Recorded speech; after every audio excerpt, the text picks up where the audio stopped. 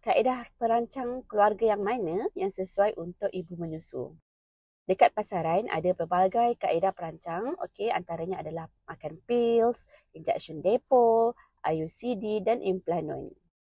Sebenarnya semua kaedah ni sesuai untuk ibu menyusu kecuali kalau ibu ambil pil yang mengandungi estrogen. Contoh pil yang mengandungi estrogen adalah pil perancang yang kena makan 21 hari dan off 7 hari.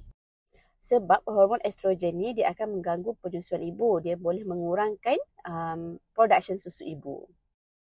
Kalau kaedah-kaedah yang lain tak mengganggu penyusuan ibu, okay, boleh ambil implanon, boleh ambil IUCD dan boleh ambil pil Noridic ataupun pil progesterone only. Jadi ibu boleh bincang dengan doktor yang merawat kaedah mana yang paling terbaik untuk ibu berdasarkan perancangan berapa tahun nak merancang, berdasarkan sejarah kesihatan sebelum ni, semua tu boleh dibincangkan dengan doktor yang merawat.